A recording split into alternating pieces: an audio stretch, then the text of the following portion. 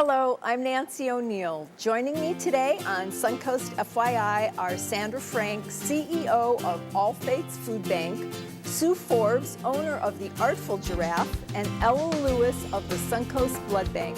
All next on Suncoast FYI.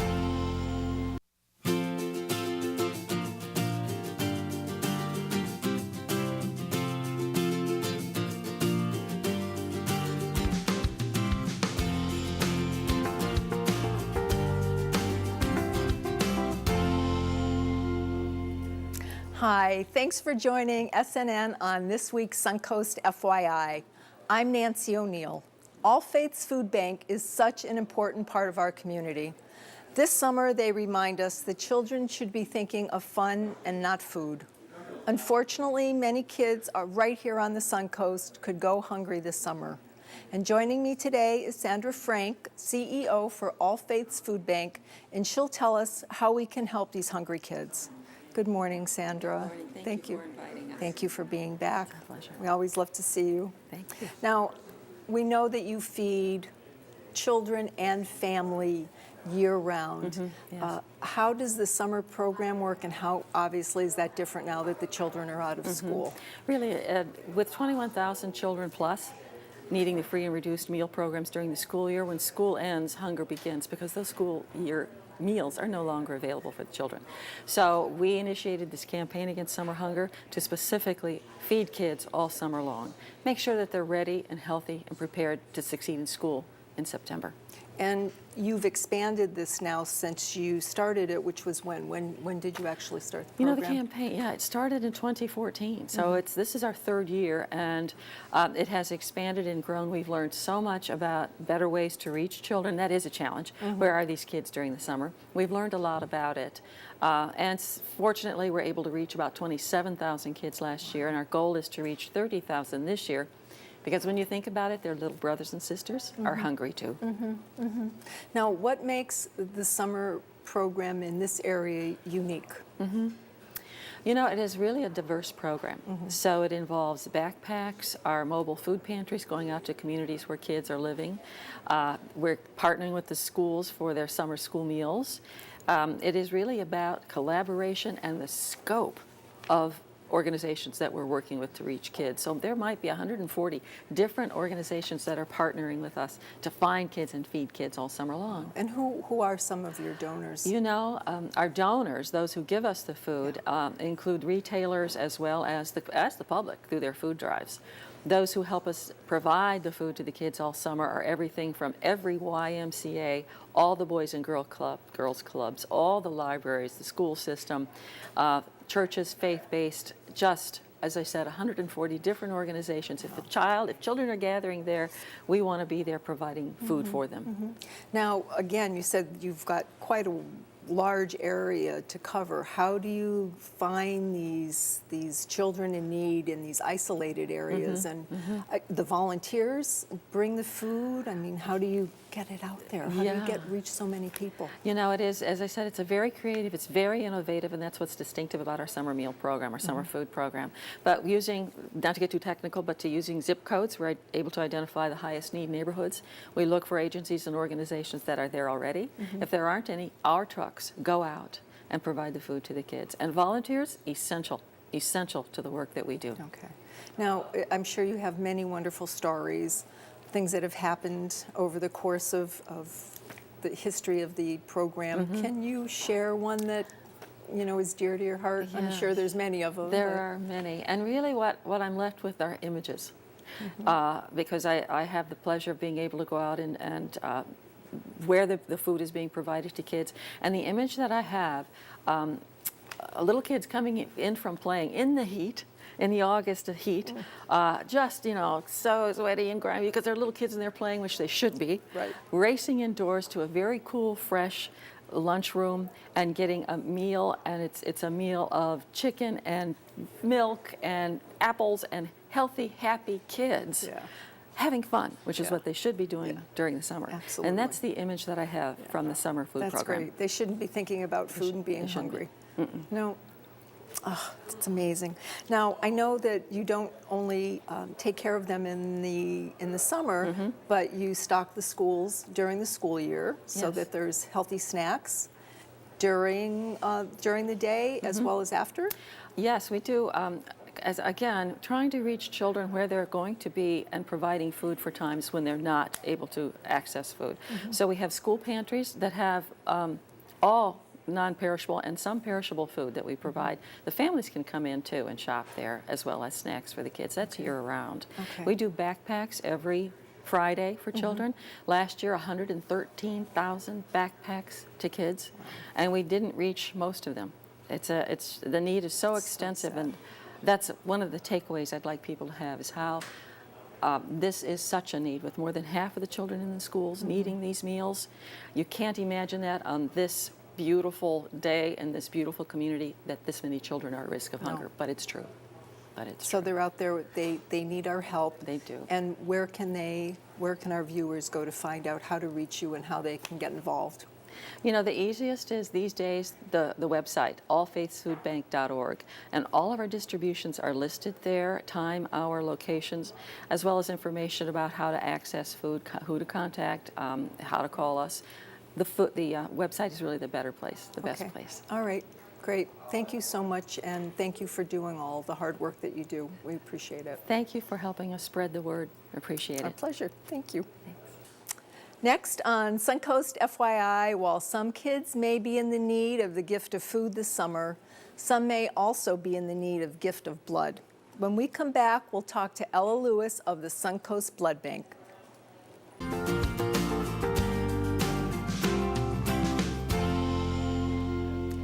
Welcome back to Suncoast FYI. Giving blood may not be the most comfortable subject to talk about, but sometimes it is so important because it can save someone's life.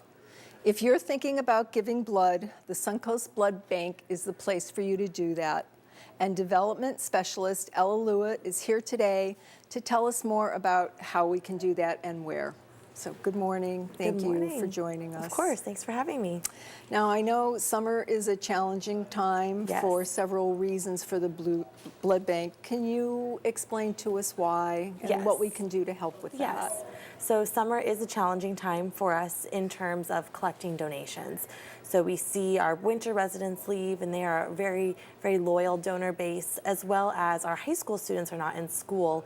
And high school students actually provide about 25% of our blood supply. So them not being in school causes a big impact on our supply. Okay.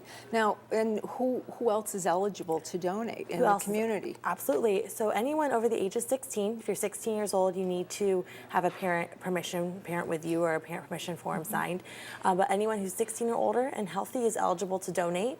There are some medications that preclude you, some conditions that preclude you, but during the donor screening process, they ask you all those kinds of questions, and they can let you know if that's okay or not okay. Okay. Now, also, there's a huge need for blood on your website. It shows that there's everything is low and some are actually urgent. Yes. So what is a universal blood type that, I mean, I know you're looking for everything, Yes. but what is the most universal type that would be, most beneficial? Of course, all blood types are always needed. O negative is the universal donor. So if there is a trauma situation and doctors are not able to take the time to cross-match someone's blood type, anyone can receive O negative blood. That's why it's so valuable, and so it's actually very rare. It's very important for O negative donors to try and donate if they can. Currently, we're experiencing a critical shortage with all the negative blood types. So A negative, B negative, AB negative, and O negative are all low right now. So those are critical for us at this time. Okay. And how often can a person donate blood? And how long does it take for them to recuperate, afterwards? Well, the immediate recovery time is pretty brief, 10 to 15 minutes of resting, having a juice or a snack to just, kind of get your bearings back. Usually people feel fine right away, but we still want them to wait a few minutes before getting up and going on with the rest of their day. And of course, you can't exercise or do any heavy lifting the rest of the day. Take it easy after donating. Your body actually regenerates that unit of blood over the course of about 2 months. Every 56 days, you're eligible to donate. Okay, that's great. That's great. And I mean, who needs blood? Who I mean, needs blood? When we think about it, you know, Yeah. it's like you don't think about it, but really, you can tell us some of the situations recently that's happened. The thing that I think is hard for people to realize or that people don't think about is that there's no substitute for human blood. We can't make it in a laboratory. We can't synthesize it or create it. It is only from other people. So that's why blood donation is so critical. But most of our blood supply goes to treating cancer patients. About 50% of blood products go towards people undergoing cancer treatment, and trauma patients and surgical patients. Okay. So is that where you've seen the largest increase in blood usage? Well, recently, Sarasota Memorial Hospital became a full-fledged trauma center, and we are the sole provider of blood products to Sarasota Memorial Hospital. And we expect to see an increase because they will be receiving more trauma cases to their facility. We'll therefore see an increase in what we do for them with that. Okay. For example, there was one recent trauma where one patient used over 200 units of blood. Oh my One goodness. patient. So that patient did have a good outcome, and we're thankful to be there for them for that. But 200 units in one trauma, that's a lot. It's a lot of blood. Now, I mean, that's just one person, and of course we need to bring up the subject of the Orlando Yes. shooting and how that affected the blood bank. Yes. Can you tell us how our community? Absolutely. Well, as many people are aware, the shooting happened early on a Sunday morning, and that later on that Sunday, we did get a phone call from the blood bank over in Orlando, and we were able to send them some units of what they needed. And then the next day, when we opened up on Monday, we saw a huge outpouring of support from our local community to replenish that supply and make sure there are blood products for our community and for others that need assistance. So throughout that week, it was just amazing to walk in every day and see people waiting and so happy to give. You know, some people were there talking with other donors. Other people, you could just tell they were reflecting on the tragedy that occurred and donating. Really, I think it gave people a sense of purpose and a sense of hope and humanity. Absolutely. Yep. Absolutely. It brings a community together. It does. It does. Now, I know that a lot of people will be concerned about how the Zika virus could Yes. affect the blood. Yes. And you were saying something earlier about you do testing. Yes. You do testing on all blood Yes. being donated or Yes. being given. Yes, we go through an extensive process to make sure the blood supply is safe. That is a huge, huge goal of ours. So right now we are not actually testing for Zika because the test was just approved to do that testing. And until there's local transmission, meaning someone acquires Zika here in our area, we are not required to test for Zika. Right now what we're doing is if you have traveled to any area where Zika is locally being transmitted, we ask that you don't donate for up to 28 days following that visit. Now, I know that you have a big event coming up. Can you Yes. share that with us? Yes, right now we're actually in our Boots versus Badges campaign. It's a friendly competition between firefighters and police officers to see who can donate more blood. That's ongoing. It kicked off a couple weekends ago, and it's ongoing until July 17th, where we'll have a wrap-up party at the Sarasota Square Westfield Mall from 12 to 6. That's Sunday, July 17th. Okay, and where can our viewers go to find out more information about that and about the blood bank? You should go to our website, scbb.org.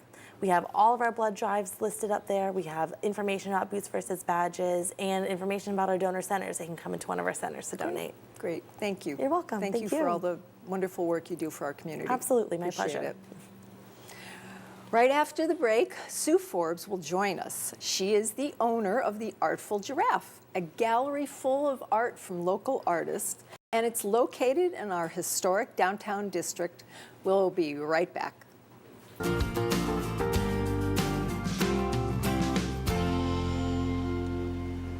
Welcome back to Suncoast FYI.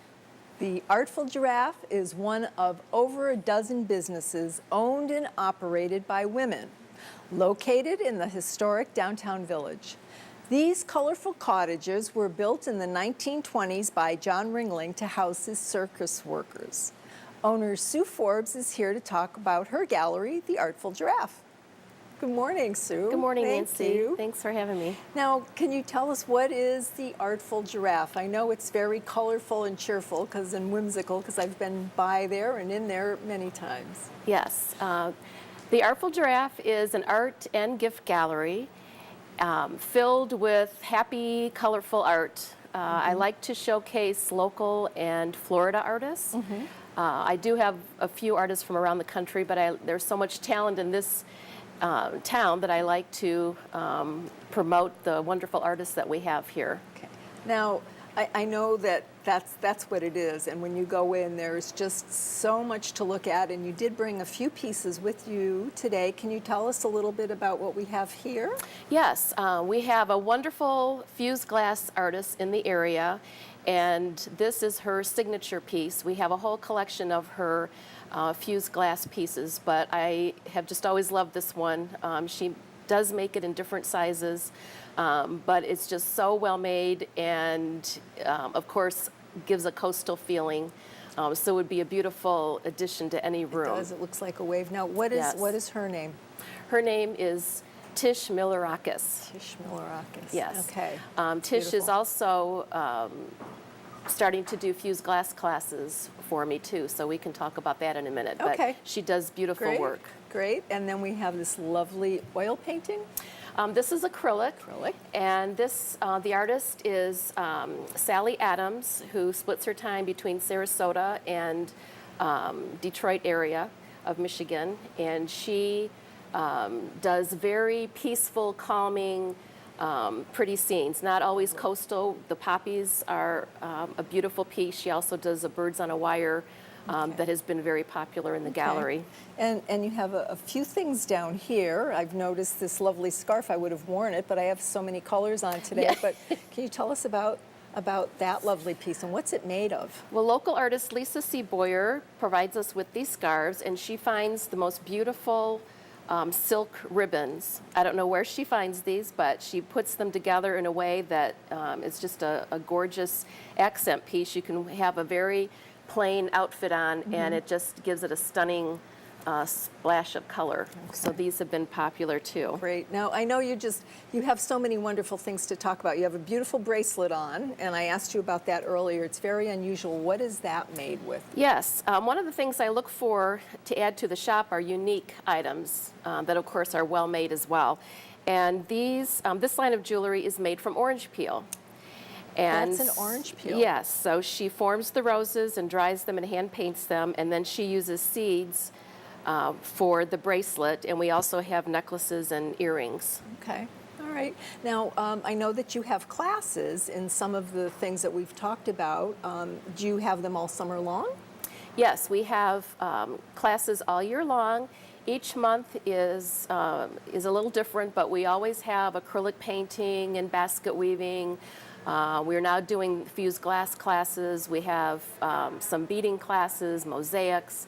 So it's a nice variety, and most of the classes are just one session. So it's great for those that don't or cannot attend a multi-session class. That's So they hard. can come and spend a fun afternoon with us, and in 2 to 4 hours they have a nice, beautiful piece of art that they've made. One of the things that I noticed on your website that I was intrigued by was you can have private classes. I mean, you can have bridal showers, or you can have a group of gal pals get together and have a night of wine and art and just take over the place, right? Oh, yes. Behind our retail shop is another historic little building, and that is our paint your own pottery studio. So customers can come and paint bisque, and then we glaze and fire it. We've had birthday parties and baby showers and ladies' nights out. So we can do that with pottery, or if they would like a class, one of the instructors will also offer a class in the evening. Okay. And some of the things, I've just been admiring this, and you had a cute story about this. Tell us about what that is made of. These are such fun pieces. They are actually made from recycled roof tiles, and you can tell from the back. And she uses beautiful colors and embellishes it with different items, and then she has very cute and inspirational sayings on them. Okay, so you have something for everybody, I would say, in your store. And what advice could you give to our local viewers who are looking to get into art? I mean, what would you say? I mean, come and give it a try if they've never painted before, take a painting class, or... Absolutely. Those who are self-professed non-artists can come paint pottery. It's fun and easy. You can come in the gallery and get inspired by what we have. And so there is something for everyone there. Okay. I like to create an atmosphere that's uplifting and happy, so when people come in the shop, they have a smile on their face. And leave with a smile on their Yes, face. absolutely. Right? Okay. Could you tell us what your website is and where you're located? The shop is located at 1861 Fruitville Road, again in the historic downtown village on Fruitville Road. I call the village a hidden gem that's in plain sight because even though we have a lot of exposure on Fruitville, there are still a lot of folks that don't know that we are there. And you also have a fourth Friday every month, right? All the businesses are open, and you have entertainment and a little bit of food and soft drinks and things, so people should take advantage of that, right? Oh, yes. We have Okay. it each month throughout the year from 5 to 9 on the fourth Friday. Great, great. Thank you so much for being here, Sue. It was a pleasure. Oh, thank you, Nancy. I enjoyed it. Great. Suncoast FYI will be right back. Thanks for joining us on Suncoast FYI this week. If you would like to promote your business or community event, we would love to hear from you. So please call our sales department at 941-361-4239 to find out how to be part of Suncoast FYI. I'm Nancy O'Neill, and I'll see you next Friday on Suncoast FYI.